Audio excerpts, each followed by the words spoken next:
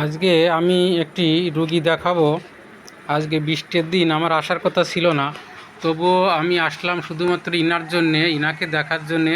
এই যে আপনারা ভিডিও দেখতে পাচ্ছেন, ইনার যে সমস্যা, উনি সর্বশেষ ঢাকা বক্ষব্যাধি হাসপাতালে গেছেন এবং সেখানে উনি পরীক্ষা করেছেন।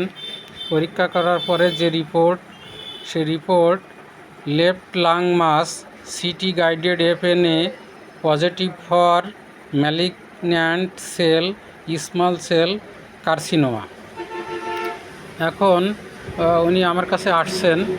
ওনার আগে একটা টিউমার ছিল, সেই টিউমারটা অনেক আগেই সেরে যায়, তাই অনেক আশা নিয়ে আমার কাছে আসছেন। আমি যথাসাধ্য চেষ্টা করছি। অনেকক্ষণ ধরে 1 ঘন্টার মতো ওনার সমস্ত রিপোর্ট নিলাম। রিপোর্ট নেওয়ার পরে যা পেলাম সেগুলো এখানে দেখাচ্ছি। ওনার যে সমস্যাগুলো আছে, লাংস কার্সিনোমা আমরা পেয়েছি পরীক্ষায়। তারপরে শর্ট কফ, মাঝে মাঝে উনি কাশি দেন। তারপরে ওনার বহু পুরাতন একটি অ্যাজমা আছে। ওনার পিতার অ্যাজমা ছিল এবং সেই অ্যাজমাতে তিনি মারা যান। ইনি এখন ইনহেলার ব্যবহার করেন। তারপরে ওনার গায়ে আর্সেনিকের একটা দেখা যায়, যেটা আপনাদের দেখাই। আপনি একটু দেখান এইটা। এই যে আপনারা দেখতে পাচ্ছেন যে গায়ে আর্সেনিক বিষাক্ততা আছে। ওনার কাছে শোনার পরে উনি বললেন যে উনি যে টিউবওয়েলের পানি খেতেন অনেক আগে, সেখানে আর্সেনিক ছিল এবং ওনার বাড়ির আশেপাশেও তো মনে হয় অনেকেই আর্সেনিক আক্রান্ত, অনেক লোকই আর্সেনিকই মারা গেছে এবং তিনিও ওই পানি বহুদিন ধরে পান করেছেন। পরবর্তীতে উনিরা সচেতন হয়েছেন। এখন ওনার আর যে লক্ষণগুলো আমি পেয়েছি, তার মধ্যে বলি, পাস্ট হিস্ট্রিতে উনি আছে অ্যাজমার রোগী এবং একজিমা ছিল এক সময়, এবং টিউমারও একটা ছিল, যেটা এখান থেকে ওষুধ খেয়ে সেরে যায়। বাবার হিস্ট্রিতে দেখা গেল অ্যাজমা ছিল এবং তিনি অ্যাজমাতে মারা গেছেন। মায়ের হিস্ট্রিতে নিলে উনি ব্যথার সমস্যায় ভুগেছেন। এবং কয় ভাই বোন বলেছে? 9 ভাই বোন। 9 ভাই বোন আছে। সেই 9 ভাই বোনের হিস্ট্রিটা আপনাদের শোনাবো, তাহলে এই ওষুধের ব্যাপারে আপনাদের ডিসিশান নিতে সুবিধে হবে। তাহলে আপনি আপনার যে 9 ভাই বোন, সেই 9 ভাই বোন কীভাবে মারা গেছে বা কি কি সমস্যাগুলো একটু বলেন। 9 ভাই বোন, বড় ভাই মারা গেছে, তার ওই ভিতরে লিভার টিভার দিয়ে ফুসফুস দিয়ে সব নষ্ট হয়ে গেছিল। আচ্ছা মাঝে ভাই মারা গেছে, সে গ্যাংগিরিনি, আচ্ছা পচা অবস্থায়। আচ্ছা। সাজে ভাই মারা গেছে, তিনি দুটো পাও কাটিয়ে ফেলেছিলেন হুম। হাঁটুর থেকে। তিনারও ওই ডায়াবেটিস থেকে পচন উঠে গিয়েছিল। পছন্দ উঠেছিল। আচ্ছা, হ্যাঁ। তারপরে? তারপরে আরও একটা ভাই, নোয়া ভাইটা, তিনিও ওই একটা পা কাটিয়ে ফেলেছিল, ডায়াবেটিস থেকে পচন উঠে গিয়েছিল। আচ্ছা আর তারপরের ভাইটা, তারও ওই একই অবস্থা, একটা পা কাটিল। আর তারপরের ভাইটা মারা গেছে আপনার এই লিভার ক্যান্সারে। Liver cancer. আচ্ছা। হ্যাঁ। আর আমি এই অবস্থায় এইটাই ভুগছি। আর বোনের কি অবস্থা? বোনের শ্বাসকষ্ট, যে বোনটা মারা গেছে উনি ওই শ্বাসকষ্টে শ্বাসকষ্ট। তাহলে আমরা হিস্ট্রিতে পেলাম শ্বাসকষ্ট, এবং একটা ভাই ক্যান্সারে মারা গেছেন, এবং এক ভাই যে গ্যাংগ্রিন, এক ভাই তো গ্যাংগ্রিন হয়েছিল, গ্যাংগ্রিনই মারা গেছেন, এবং অধিকাংশই ওই পচা গলা বা ডায়াবেটিস জাতীয় সমস্যায় ভুগে মারা গেছেন। তাহলে আমরা ফ্যামিলি হিস্ট্রির একটা হিসাব পেলাম।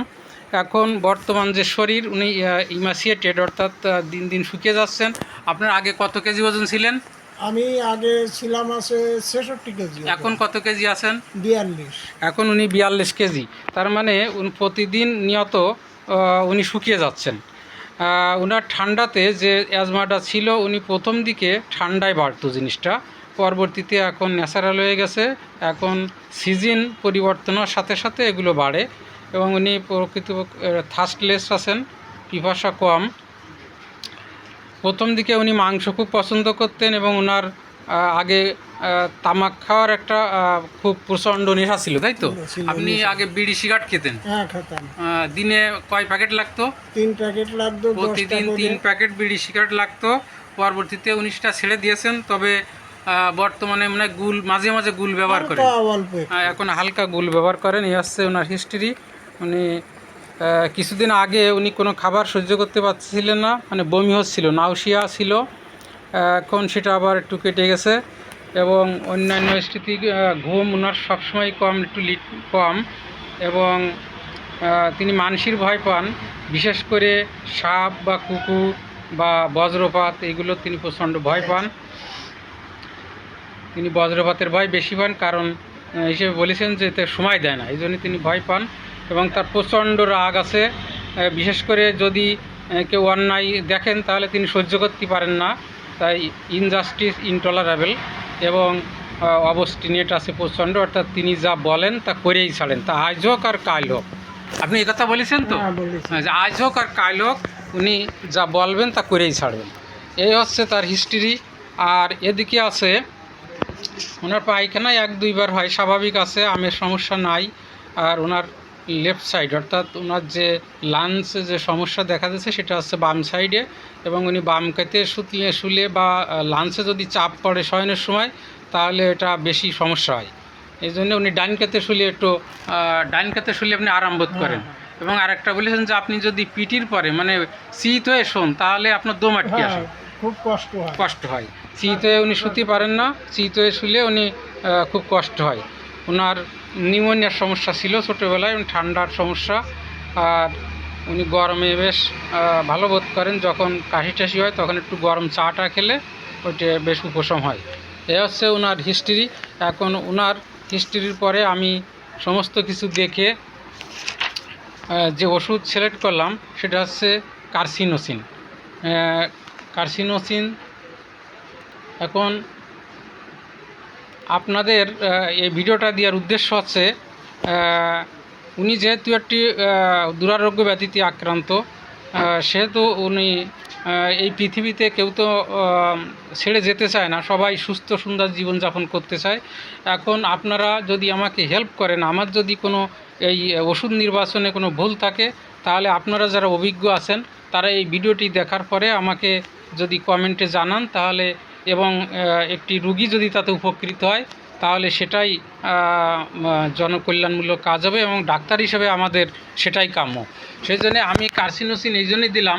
আমরা যদি ফাটকের বই দেখি তাহলে দেখতে পারবো যে সেখানে আছে নোসোড প্রিপেয়ার্ড ফ্রম